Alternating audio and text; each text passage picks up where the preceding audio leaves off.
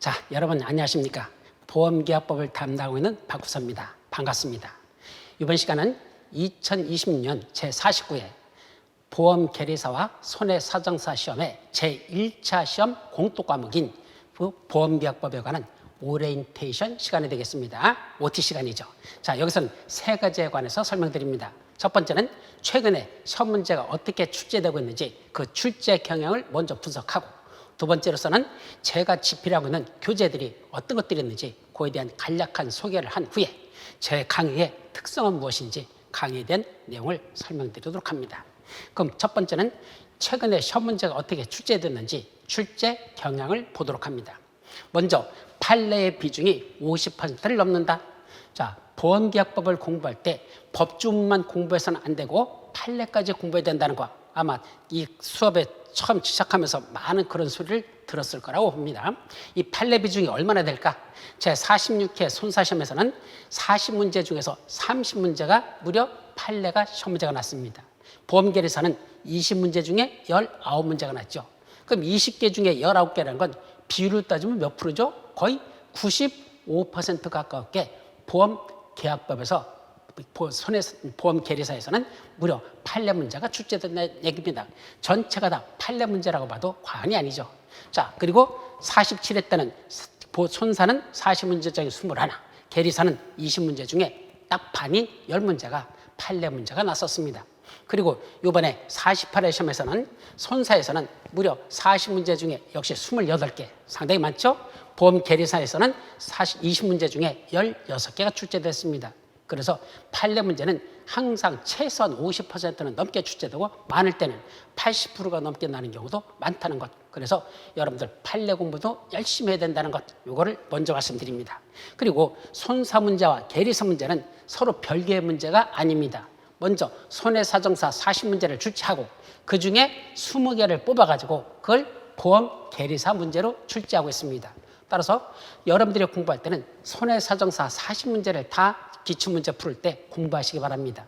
거기서 어떤 것들이 다시 계리사 문제로 그게 튀어나올지 모르기 때문에 꼭 여러분들이 계리사 문제만 20문제씩 푸는 것 큰 의미가 없습니다. 손해사정사 매년 40문제 출제됐던 기출문제를 중심으로 해서 공부하기를 권장합니다. 자, 두 번째, 정우 출제 문항수입니다. 이 정우라는 건 다음 중 옳은 것을 고르시오, 다음 중 옳지 않은 것을 고르시오. 이게 정오에 관한 문제죠. 그중에 옳은 걸 고르라는 게 생각보다는 많이 출제되지 않고 있습니다. 46개 때는 손사 40문제 중에 6개가 출제됐었고 계리사는 20문제 중에 겨우 2문제, 즉 10%밖에 안 났었어요. 상당히 줄어들었죠. 그런데 48회 때는 조금 늘어났습니다. 손사 40문제 중에 14문제가 옳은 걸 고르라는 문제였었고, 그 다음에 옳지 않은 건, 옳은 건 계리사는 20문제 중에 6문제가 났습니다. 그리고 나머지는 다 옳지 않은 것이 훨씬 더 출제 비중이 많이 차지하고 있다, 이런 뜻이죠. 자, 세 번째로서는 박스 문제입니다. 자, 박스로 출제되는 것들 있죠? 그 속에 내용들이 들어있는 거. 몇 문제가 났을까? 자, 별로 문제가 많이 나는 경향은 아닙니다. 46개 때 손사에서 3문제고 계리사는 한 문제도 나지 않았었습니다. 근데 이번 48회 때는 손사에서 40문제 중에 6개가 박스 문제가 났었고 계리사는 30문제 중에 3개가 박스 문제로 출제가 되었습니다. 그래서 박스 문제도 그래도 3문제에서 6문제 사이는 출제되고 있는 경향이다. 그 정도만 정리하면 됩니다. 자, 세 번째, 요거 정답 분포도라는 거, 이것도 여러분들이 신경 써서 보셔야 됩니다. 정답 분포도라는 건 우리는 사지선다형 시험 문제를 출제됩니다. 즉 제1번 문제, 다음 중 옳은 것은 해놓고 고르는 건 1번, 2번, 3번, 4번 넷 중에서 지문 4개 중에서 옳은 거 하나를 골라라. 이게 사지선다형으로 시험 문제가 출제되는 거죠.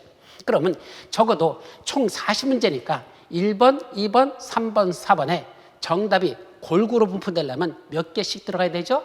10개씩입니다. 즉 1번이 정답인 게 40문제 중에 10개가 들어가고 2번도 10개, 3번도 10개, 4번도 10개 이렇게 들어가면 총 40문제가 골고루 각 문항수의 비율대로 출제가 되는 겁니다.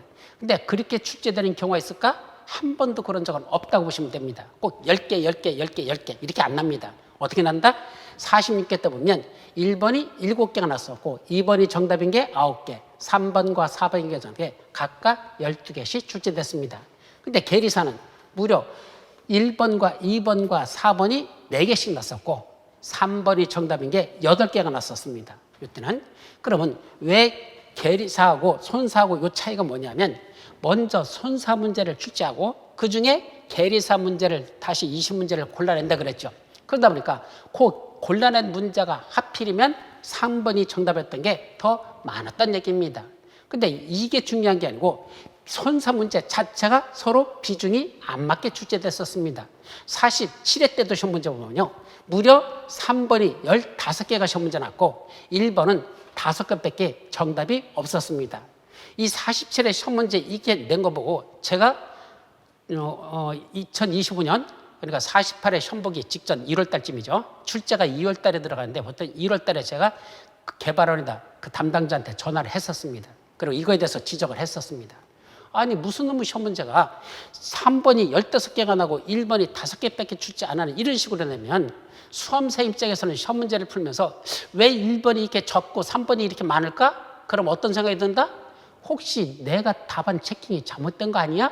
1번이 정답인 걸 3번으로 이렇게 잘못한 게 있을까? 왜냐하면 분포도를 골고루 이렇게 바꾸려고 하는 그런 불안 심리가 반드시 작동하게 되어 있습니다. 여러분들도 시험 문제 풀면서 그런 걸 많이 느꼈을 겁니다. 왜 같은 것만 정답이 자꾸 똑같은 게 많이 나오지? 이건 안 나오고? 그럼 불안해지죠. 이거는 수험생들에게 불안감을 자초시킨 상당히 잘못된 문제 출제라고 제가 지적을 했고 각각의 문제를 골고루 내야지만 그게 잘하는 거지 어떻게 편중되는 이런 문제를 냅니까? 라고 이건 출제원들이 성의가 없게 낸 거라고 제가 지적을 했었고 그거에 대해서는 출제원에게 말씀을 드린다고 제가 확답을 받았었습니다. 아니나 다를까 이번 48회 시험에서는 보세요. 3번하고 4번인 게 각각 10개 딱 4분의 1씩 냈죠. 그리고 1번이 9개, 2번이 11개 됨으로써 거의 분포도를 골고루 내는 이런 48회 시험 문제, 손사 문제는 이렇게 냈습니다. 그런데 계리사 문제는 이렇게 맞추기가 쉽지 않습니다. 왜냐하면 이 문제 중에서 다시 몇 개를 뽑는다? 20개를 뽑잖아요. 손사 문제에서. 그러다 보니까 여기는 1번이 3개고 2번이 6개, 3번이 5개, 4번이 6개 이렇게 해가지고 1번은 3개밖에 안 되고 그 다음에 6개, 5개, 6개 이건 골고루 냈습니다. 그래서 이것도 예전에 비해서는 상당히 근사치에 갖게끔 이렇게 냈지만은 반드시 똑같은 비율로 내는 건 아니다. 그래서 어쨌든 48회 시험 문제에서 이렇게 분포도가 골고루 손사를 내므로써 계리사도 비슷한 경향이 가는 이렇게 출제되도록 됐습니다. 근데 이게 이제 중요한 게 아니라 여러분들이 시험 문제 풀 때 가장 문제되는 게 뭐냐면 여러분들 시험 문제를 풉니다. 자, 1번 문제를 풀었어. 근데 정답이 몇 번 같아? 1번 같아. 그래서 1번에다 정답을 했습니다. 근데 2번 문제를 풀었더니 2번도 또 뭐가 1번이 또 정답 같습니다. 근데 3번을 풀었는데 3번도 또 1번이 정답인 것 같아. 자, 어떻게 되죠? 불안해집니다. 가만히 있어봐. 왜 4개 중에 하나 고르라는데 1번이 정답이고 2번도 1번이 정답이고 3번도 1번이 정답이다. 그럼 3번, 1번 정답하고 싶습니까? 안 하고 싶습니다. 사람 심리가. 뭔가 내가 잘못 풀고 있다는 이런 불안감이 또 오게 만듭니다. 그래서 1번에다가 세 번째는 또 1번 같은데 아니야. 3번으로 옮겨버립니다. 그래서 틀리는 경우가 있습니다. 다시 말하면 똑같은 번호가 3개 연속돼서 나오는 건 다반사입니다. 총 40문제 손사 기준으로 본다면 111, 333, 444 이런 식으로 출제되는 경우가 상당히 많기 때문에 같은 번호가 3번 연속으로 나온다 해서 그거 너무 당황하지 마시기 바랍니다. 분포도에 대해서는 이렇게 골고루 더 분포되는 것까지는 중요하지만 그렇다고 순서도 꼭 1, 4, 2, 3, 1 뭐 이런 식으로 딱 섞는 게 아니라 1, 1, 1, 3, 2 뭐 이런 식으로 나오는 경우도 있다는 건 여러분들이 조심하시고 같은 번호가 연속된다 해서 너무 당하지 말라는 얘기입니다. 상당히 애매했던 문제가 이런 적도 있어요. 2, 2, 3, 2, 2, 2 참 돌아버리죠. 2, 2 두 개가 2, 2 연속 나왔어. 그 다음에 3, 그 다음에 2, 2, 2, 2, 2, 2, 3, 2, 2, 2 이거 어떡하라는 소리야. 이거 여러분들 답은 마킹할 자신 있습니까? 만만치 않습니다. 근데 실제로 정답을 봤더니 확정답에서 그런 식으로 분포도가 나온 적도 있다는 얘기입니다. 따라서 전반적으로는 골고루 낼 가능성이 있겠지만은 그렇다고 해서 순서도 똑같이 막 섞어가지고 골고루 섞지는 않는다. 연속적으로 같은 번호가 3번 정도 나오는 건 얼마든지 있기 때문에 그런 거에 대해 너무 신경 쓰지 마시라라는 걸 말씀드리고 하나만 더 마지막 팁을 얘기한다면 보통은 사지선다 중에서 정답인 게 1번이나 2번에 있는 것보다는 3번이나 4번을 정답으로 하는 경우가 더 많다는 그런 감이 옵니다. 이거는 확실한 건 아닌데 출제위원들의 심리를 보면 그렇습니다. 저도 수많은 문제를 만들어 보면 사지선다일 때는 1번에다 정답을 넣고 싶은 생각이 별로 없습니다. 왜냐하면 1번이 정답이면 1번 마킹하고 2, 3, 4번 안 보려고 하는 그런 경향들이 있어. 그러면 나는 뒤져라고 문제를 출제했는데 뭐 1번 마킹 끝나고 단번 넘어가? 나 좀 서운해집니다. 그래서 1번과 2번에다가는 정답 마킹을 보통 잘 안 하고 3번 아니면 4번 쪽에다 정답을 넣는 그런 경향이 심리적으로 출제위원들에게 은연중에 있다는 것. 그래서 전반적인 문제를 쭉 보면 3, 4번에서 훨씬 더 정답들이 더 많이 이루어지고 있지 1, 2번에서 정답이 이루어지는 경우보다는 3, 4번 쪽에서 정답이 많이 이루어지는 이런 경향이 높다. 반드시 그런 건 아니지만 그런 출제였다는 것. 그렇다면 결론은 뭐죠? 모르는 문제가 났어. 그러면 3번 아니면 4번 중에서 찍는 게 확률적으로 더 조금은 더 높다. 그런 예상을 할 수 있습니다. 예, 거기까지 말씀드리죠. 자, 그 다음에 이의 신청을 받아주지 않는 경향이 심화되고 있다. 자, 회계학이라든지 회계학 과목이라든지 경제학 과목 같은 것들은 이의 신청이라는 건 확실합니다. 왜냐하면 수학적 계산식이기 때문에 계산식이 틀리면 확실하게 틀린 거야. 정답은 똑 떨어집니다. 따라서 이의 신청 그것 받아주는 경우가 높습니다. 그런데 보험계약법 같은 이런 법은 법률 과목이다 보니까 어하고 아하고 약간 다르다고 해서 그게 큰 문제가 없다 해가지고 그냥 넘어가는 경우가 많습니다. 그래서 잘못 출제됐다는 분명한 평가가 나오는데도 불구하고 그걸 이의 신청을 안 받아주고 그냥 넘어가는 게 최근에 더 심화되고 있습니다. 옛날에는 자기들이 봐서 조금 잘못됐다고 이의 신청하면 그거 다 받아줬거든요. 근데 최근에는 무슨 똥배짱인지 안 받아주는 경우가 높습니다. 그래가지고 그것도 제가 보험기업원에 전해서 한번 따졌었습니다. 이거 왜 이렇게 이의 신청이 된 게 요새 야박한지 법률 과목에 대해서 야박한지 제가 좀 문제를 제기해야 되겠다라고 말씀드렸었고 가장 큰 문제는 출제자가 이의 신청한 내용을 지들이 검토하는 그런 모순에 빠져 있습니다. 자기가 낸 문제를 자기가 이의 신청을 받아준다? 그 말이 되는 소리입니까? 다른 시험들 보면 출제자가 잘못 냈는지에 대한 이의 신청은 다른 제3자들이 객관적으로 다시 검증을 해가지고 그에 대해서 하는 경우도 시험들이 상당히 많은데 우리 손해사정사 보험계획사 시험에서는 그렇지 않고 자기들이 출제한 출제자들이 지들이 그걸 검토해가지고 이의 신청을 받아준다 안 받아준다를 결정한다.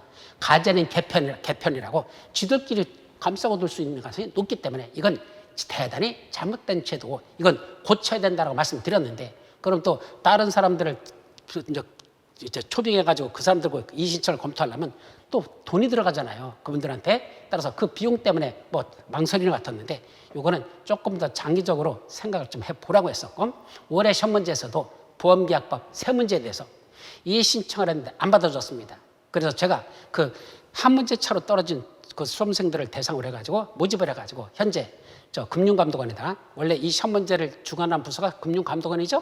그런데 시험 문제 출제하는 건 보험개발원이지만 원칙적인 출제 부서는 금융감독원입니다. 그래서 금융감독원을 대상으로 해가지고 이거에 대한 행정심판을 제기를 했습니다. 세 문제에 대해서. 그래서 그 행정심판 결과가 나오면 그때 가서 다시 말씀을 드리도록 합니다. 그래서 곧 제가 이 행정심판 제기할 그 수험생분들한테는 이게 확률이 어느 정도 된다라는 걸 말씀을 드려놨어요. 근데 그거에 대해서 여기서는 이제 공개를 하지 못하고 왜 결과가 아직 안 나왔으니까 결과가 나오면 그때 가서 다시 여러분들에게 그 행정심판 결과에 대해서는 설명을 드리도록 할 겁니다. 어쨌든 최근에는 그 이의 신청을 잘 받아주지 않기 때문에 한번 그렇게 행정심판을 제기할 필요가 있었습니다. 그렇게 해야 다음 연도부터는 자기들이 작년에 세 문제는 행정심판 들어왔었어? 그러면 문제를 출제할 때 하자가 없이 오류가 없도록 좀 더 신경 써서 문제를 내지 않겠는가? 또 이의 신청도 자기들이 봤을 때 행정심판에서 지면은 한마디로 출제자로서 교수로서 상당히 쪽팔린 거 아닙니까? 그죠? 지가 문제 냈는데 그거에 대해서 행정심판에서 야 잘못된 거야 라고 나온다는 게 그게 교수랑 그런 사람들의 권위에 문제가 있기 때문에 웬만하면 행정심판도 이의 신청도 받아주지 않겠느냐라는 생각에서 이번에 작심하고 행정심판을 소를 제기했으니까 결과가 나오면 말씀드리도록 합니다. 자, 그 다음에 최근 6개년간 1차 합격자 비율을 봤습니다. 자, 여기 신체 손해사정사에 대한 걸 봤더니 신체 손상지 이건 정확하지가 않아요. 신체 손사만 하는 건지 손해사성사 전체 응시제에 대한 대비 비율인지는 정확하진 않지만 제가 볼 때는 신체 손사 대비 같아요. 봤더니 합격자 비율이 2025년은 35%입니다. 뭐 낮다고 볼 수는 없죠. 그렇게 높은 건 아니지만 그렇다고 절대 낮은 건 아닙니다. 30%를 넘었다는 얘기는 어쨌든 합격자 비율이 3명 중에 1명 정도는 붙는다는 얘기죠. 근데 계리사는 안 그렇습니다. 좀 떨어집니다. 24.84%니까 25%, 즉 4명 중에 1명만 합격했다는 얘기죠. 그래서 손사보다는 이쪽 계리사 쪽에 합격률이 조금 더 낮은 건 사실입니다. 그런데 손사는요, 그렇게 합격자 비중이 어떻게 보면 조금씩 이렇게 올라가는 비중이 있어요. 종전에 봐서는 약간씩 이렇게 그래프로 보면 조금씩 올라가는 경향이 있는데, 반면에 이 계리사는요, 들쑥날쑥입니다. 많이 합격자가 적었다가 많아졌다, 적었다가 많아졌다가, 적었다가 많아졌다. 그죠? 바로 무슨 해에는 요거 짝수회에는 시험 문제가 어렵게 나고 홀수에는 성적이 좋다. 시험 문제가 좀 더 쉽게 난다. 이렇게 예상할 수 있습니다. 따라서 2025년 즉 48회 시험에서는 자, 합격자가 그래도 높은 편이었었습니다. 그러면 다음 년도 2026년도를 예상한다면 2026년도는 뭐죠? 이제 짝수회로 갑니다. 짝수회는 뭔다? 종전보다 떨어질 가능성이 있지 않느냐라는 판단입니다. 따라서 여러분들이 내년도 즉 2026년도 49회 시험 대비할 때는 조금 더 1차에 신경을 써서 공부를 하시는 게 좋지 않겠는가. 계리사 공부하는 분들은 그렇게 권장해드리고 싶습니다. 꼭 맞는 건 아니지만 이상하게 이런 패턴 비율대로 매년 이렇게 해왔었다는 것. 그래서 짝수에는 어렵고 홀수에는 쉬웠다라는 것이 이 보험계리사 공부의 1차 시험의 특성이었다는 걸 먼저 말씀드리죠. 1차 합격자들만 그렇습니다. 자, 여기까지가 최근에 시험 문제가 출제되는 출제 경향에 대해서 살펴봤습니다. 이제 두 번째, 제가 쓰고 있는 교재에 대한 소개를 합니다. 가장 기본적인 게 보험계약법 기본서를 출간하고 있습니다. 2026년 수정 정보판인데 이건 오늘 인쇄에 들어갔습니다. 그래서 전부 다 교정 다 끝났고 이제 오늘 인쇄 들어갔는데 여기에 뭐가 들어갔더냐?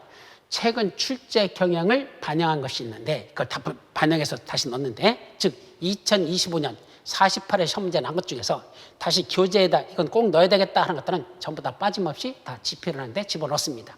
그런데 핵심 빈출 지문 500개 정도가 이번 2025년 교재부터 새로 신설을 했는데 여기서 총 500개 되는 지문 중에서 2025년 160개 출제 지문 중 이 160개라는 건 손해사정사 기준입니다. 손해사정사 기준 보험계약법은 총 40문제가 출제되죠. 그럼 40개 출제되는 것 중에서 사지선다니까 40문제인데 사지선자로 되니까 4, 4, 16 총 지문은 160개 지문이 만들어진다. 그렇게 추측할 수 있죠. 그럼 총 160개 지문 중에서 이 핵심 빈출 지문 500개라고 되는 요 부록 뒤에 있어요. 부록 뒤에 교재 뒤에 붙어 있는 요 한 50페이지가 채 안 되거든요. 그 50페이지 안 되는 그 내용 속에서 총 몇 개가 났더냐? 무려 113개나 거기서 출제가 되었습니다. 따라서 2025년 손사기준 보험계약법 160문제 총 지문 중에서 160개 지문 중에서 시험 문제가 몇 개 났다? 무려 113개나 거기서 맞았기 때문에 여러분들이 마지막 정리할 때는 꼭 핵심 빈출 지문 500개에 대해서 반드시 반복적으로 서너번은 여러분들이 더 읽어보시고 페이지 얼마 안 되잖아요. 그거 한 50페이지도 안 되는 분량이니까 금방금방 읽을 수 있어요. 두세 번은 최소한 반복하고 시험장에 가면 그래도 시험 문제에서 그 지문들을 많이 볼 수 있을 거라는 걸 먼저 말씀드립니다. 그리고 이번에 비교 정리표를 새로 신설했습니다. 이 비교 정리표는 뭐냐면 기본서 중간중간에 비교와 관련된 것들 요거와 요거와 비교한 거 그 비교표를 만들어 놨었습니다. 근데 중간에 넣어두니까 잘 그게 포가 안 나가지고 아예 핵심 빈출 지문 그 부록 첫 번째에다 뒤에다 핵심 빈출 바로 밑에다가 비교 정리표를 19개 정도 될 겁니다. 19개를 새로 배열을 해가지고 여러분들이 공부 다 끝나고 나서는 요거하고 비교한 비교표 또 예를 들면 통지무 위반의 효과 그런 각종 의무 위반에 대한 효과들만 쭉 뽑아가지고 이때는 뭐 해지할 수 있다 이건 취소할 수 있다 이거는 뭐 법에 규정이 없다 등등 그걸 하나의 도표로 만들어 놔가지고 또 이번에는 여러분들이 나중에 공부하다 보면 소멸시효라는 게 있습니다. 그 소멸시효가 몇 년인지 그것도 각각에 관련된 소멸시효를 전부 다 뽑아가지고 하나의 표로 만들어놨으니까 그런 걸 여러분들 본다면 훨씬 더 도움이 될 거다라는 걸 말씀드립니다. 그래서 이번에 비교정리표를 뒤에다 추가시켰다. 자, 두 번째로서는 보험기업법 판례집을 내고 있습니다. 내는 내고 있죠. 그래서 최근에 나온 새로운 판례하고 기출 판례는 거의 다 들어있습니다. 기존에 났던 판례가 또 판례 시험 문제 나는 경우가 많거든요. 그래서 그 판례에다 다 이거 몇 년도에 출제됐던 판례라는 걸 다 표시를 함으로써 출제 빈도가 높을수록 또 최근에 출제된 그 내용일수록 여러분들은 시험 문제 출제 가능성이 높기 때문에 그건 더 집중적으로 봐라. 두 가지입니다. 자, 출제 빈도가 높았던 거, 뭐 몇 회도 났고 몇 회도 났고 몇 회도 났다. 한 두세 번 이상 쭉 반복되는 것들, 그렇게 많이 났던 것들은 역시 출제 빈도가 높은 것. 또 하나는 최근에 이거 났던 거다. 여러분 46개, 47회, 48회 이때 시험 문제 난 거다. 그럼 그런 건 좀 더 신경 써서 보시는 것이 좋겠다라는 걸 말씀드립니다. 자, 세 번째로서는 보험기업법 기출문제 상세 해설집이라는 걸 현재 출간하고 있습니다. 그래서 기출문제 중에 그 해설을 다 달았죠.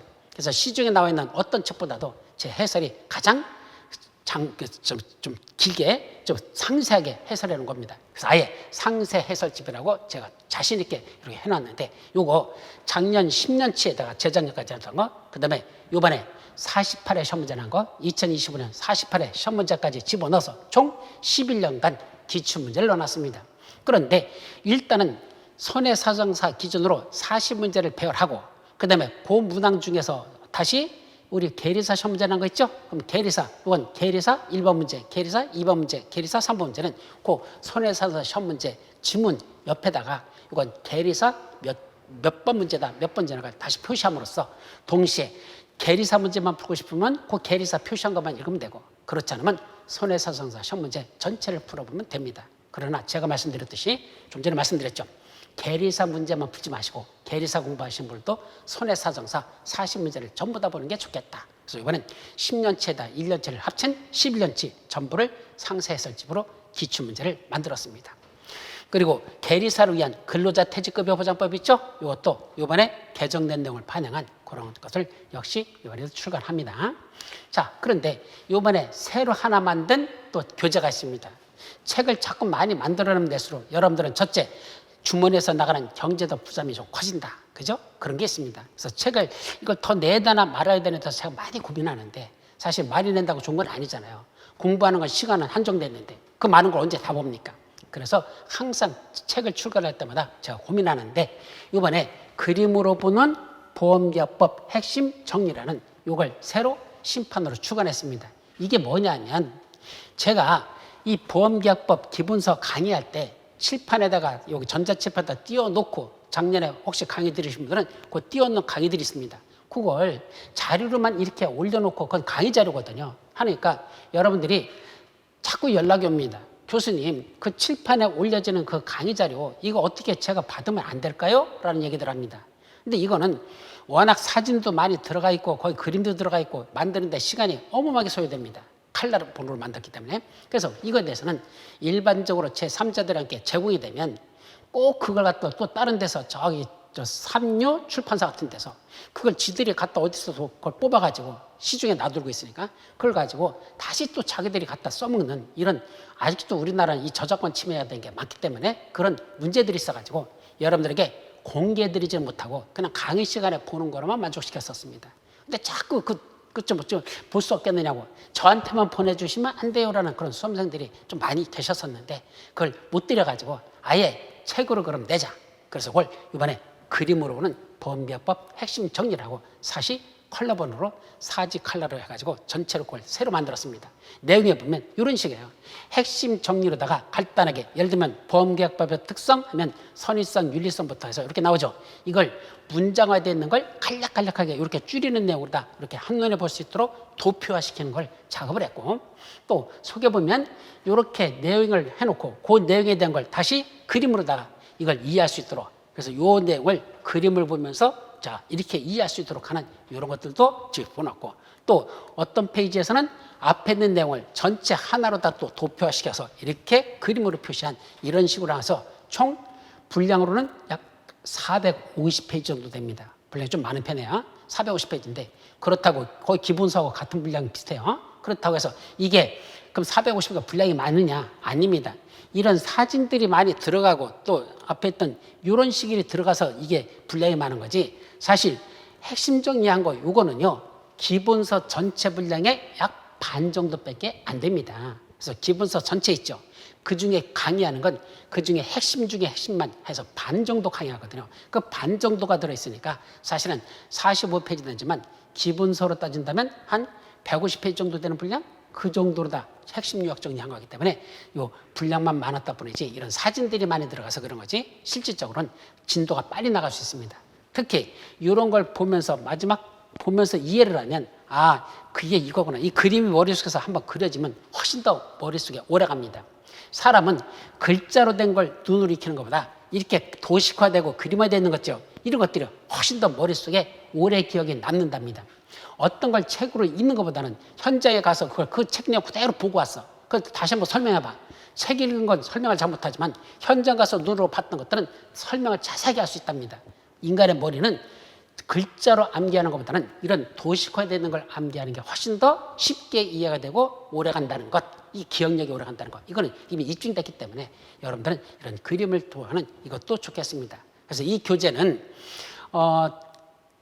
굳이 안 사도 되는 겁니다. 여러분 기본서가 있기 때문에. 그럼 기본서의 차이점 뭐냐면 기본서는 완전한 문장체로 되어 있기 때문에 처음에 보는 사람들도 읽기가 쉽습니다. 근데 이거는 핵심 요약 정리로 딱딱 깨기 때문에 초짜들이 보기에는 조금 어렵습니다. 초보들이 보기에는 좀 벅차요. 그래서 일단 어느 정도 이미 공부가 돼 있는 사람들이거나 보험계약법에 대해서 조금 공부가 돼서 그 사람들은 이것만 봐도 크게 문제되지 않을 거라는 거. 특히 수업 시간에 강의 자료로서 이대로 이걸 씁니다. 강의 자료를. 그렇기 때문에 이것도 여러분들이 필요하다면 구매하고 한번 읽고 나중에 이걸 먼저 수업을 듣고 기본서를 한번 읽고 마지막 정리할 때는 이거로 다 쭉 정리하는 것도 하나의 방법이 될 거라는 거. 그래서 이건 이번에 야심차게 칼라본으로 한번 만들어 놨으니까 여러분들이 한번 확인했으면 좋겠다라는 걸 말씀드립니다. 자, 마지막으로 강의 소개입니다. 첫째는 출제 경영에 맞는 강의를 합니다. 왜요? 매년 교재를 새로 집필합니다. 매년 교재를 새로 쓰는 이유는 매년 출제되는 문제 중에 그동안 나지 않았던 것들 또는 출제하는 교수들이 이쪽을 강조하겠다라는 그런 것들이 있습니다. 그럼 그거에 맞춰가지고 교재도 수정해 나갈 수밖에 없습니다. 그래서 매년 교재도 수정하고 그에 따라 강의도 그에 맞춰서 이루어집니다. 두 번째는 법 체계를 모르는 수준에 맞는 강의입니다. 저도 법학을 공부했지만은 이 법을 공부한 사람들의 가장 맹점이 뭐냐면 자기는 그런 법학적인 용어를 이해하고 있으니까 다른 사람들도 그걸 알 거라고 생각을 해. 국회에서 국회의원들이 쓰는 용어 보면요. 이상한 용어들 막 쓰잖아요. 자기들은 그게 당연히 지들끼리 쓰는 거야. 우리 국민들은 그거 못 알아들어. 그런 것들이 많죠. 그렇기 때문에 이 용어는 전문적인 용어일수록 처음에 하는 사람들은 못 알아듣기 때문에 나는 법을 공부한 사람은 무지하게 쉬운 거지만 실제로 처음에 공부하는 사람들은 어렵기 때문에 그 초짜들의 그 수준에 맞춰서 초보들의 수준에 맞춰서 강의를 하는 것이 상당히 중요하다는 걸 항상 염두에 두고 강의를 하기 때문에 그래서 처음에 법을 모르는 사람도 따라올 수 있는 그런 강의가 됩니다. 세 번째는 온라인 강의에 최적화된 강의를 하고 있습니다. 오프라인 강의가 아니라 저는 온라인 강의만 합니다. 오프라인 강의를 그대로 찍어서 온라인에 올리잖아요. 그러면 하다 말고 저기 가서 칠판 지우고 있고 또 수험생한테 뭐 질문 들어온 거 얘기하고 그럼 온라인 듣는 사람은 그게 좀 짜증이 납니다. 시간이 낭비되죠. 따라서 시간 낭비가 없이 오직 온라인에 최적화된 여러분들하고 나는 얼굴과 얼굴, 페이스 대 페이스로 마주보고 있는 게 아니라 그건 뭐죠? 그냥 저 지금 앞에서는 저 시커먼 큰 렌즈가 저만 바라보고 있어요. 그래서 그걸 찍고 있는 겁니다. 그렇기 때문에 여러분들하고 나하고는 직접 화면을 통해서 보고 있는 겁니다. 그래서 이 얼굴을 마주보는 게 아니기 때문에 화면 보기 때문에 온라인 강의에 맞는 강의를 하기 위해서 자료도 그렇게 만들었고 강의도 그렇게 하려고 노력을 하고 있습니다. 또 고득점을 목표로 한 강의를 하고 있습니다. 이때 고득점이라고 하는 건 보험계약법은 60점만 맞으면 되지 않을까요? 라는 사람들이 많습니다. 특히 누가? 손해사정사 공부하신 분들 중에 그런 논리가 참 많습니다. 왜냐하면 보험업법에서 손해사정사는 보험계약법도 40문제 내서 100점이고 보험업법도 40문제 내서 100점입니다. 그럼 보험업법은 조금 공부 열심히 하면 80점, 90점 남는 건 가능하거든. 그럼 80점 넘을 수 있으니까 업법에다 조금 비중을 주고 보험계약법은 외울 게 많고 또 판례도 많이 나니까 조금만 하지 60점만 넘지. 이런 의도로 공부하는 게 맞습니다. 그래서 손해배상서에서는 보험계약법을 사실은 공부를 많이 안 하는 편입니다. 그냥 기본적인 접수만 맞자라는 그런 경향이 높습니다. 반면에 보험 계리사는 안 그렇습니다.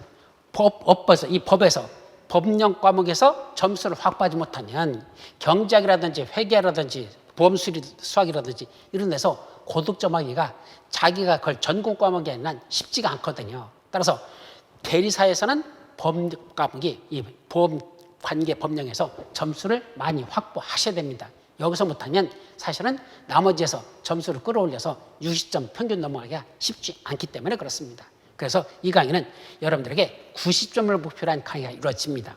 이번에 여러분들 48회 시험 문제도 제 교재에서 거의 95점을 맞을 수 있도록 문제들이 출제가 됐었습니다. 그렇기 때문에 여러분들이 이 강의만 여러분들이 충실히 듣고 제 교재만 보더라도 90점을 맞을 수 있는 강의인데, 문제는 이번에 여러분들 합격자들 합격 수기를 쓰면서 점수 나오는 걸 봤거든요. 근데 생각보다 제가 볼 때는 점수들이 좀 낮은 편입니다. 합격자들이 이 관계법령에서 뭐 90점 넘어간 사람 아직 못 봤습니다. 이상하다. 이게 생각보다 쉬웠었는데 왜 그랬을까? 하고 제 나름대로 검토를 해봤습니다. 결과는 보험계약법 법주문을 그대로 내지 않고, 보험업법은 100% 거의 법주문 그대로 냅니다. 근데 보험계약법은 그대로 내지 않고 그걸 변형시켜서 응용하는 형태로 냅니다. 따라서 여러분들이 내용을 정확하게 숙지하지 않고 그냥 간편적으로만 외워두면 나중에 시험장에서 그 문제를 약간 비틀어서 응용했을 때 접근하지 못한다는 것, 그런 문제가 있어가지고 저는 보험계약법과 마찬가지로 보험업법과 다르게 보험계약법 공부할 때는 정확하게 숙지를 하셔야 된다.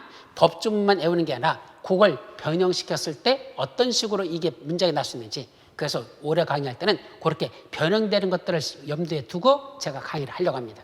있는 그대로 외우는 것도 중요하지만 그걸 응용시켰을 때, 변형시켰을 때 이렇게도 낼 수 있다는 이걸 여러분들이 조금 더 생각을 하셔야 고득점에 가까이 가지, 그렇지 않고 법조문이나 그거 있는 것만 그대로 달랑달랑 공부해서는 생각보다 고득점이 안 나온다는 걸 이번에 출제 경향을 보면서 제가 느낀 내용이 되겠습니다. 자, 마지막으로는 전체적인 체계와 세부적인 내용이 조화를 이루는 입체적 강의다.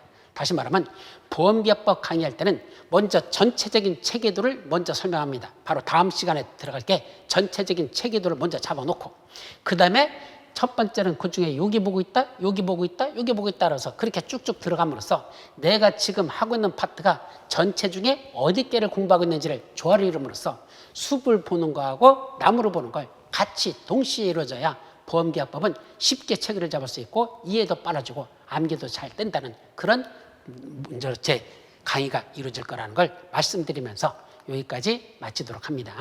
자, 여기까지가 OT고 다음 시간에는 보험계약법 전체적인 체계도는 어떻게 이루어져 있을까? 이렇게 보험계약법 전체 체계고, 이게 여러분들 현재 기본서 있죠? 기본서도 요 순서대로 쭉 맞춰서 냈으니까 어떤 내용들이 어떻게 보험계약법 체계를 잡는지에 대해서는 다음 시간에 설명드리도록 하면서 OT는 여기서 마무리하도록 합니다. 자, 여러분 수고하셨습니다.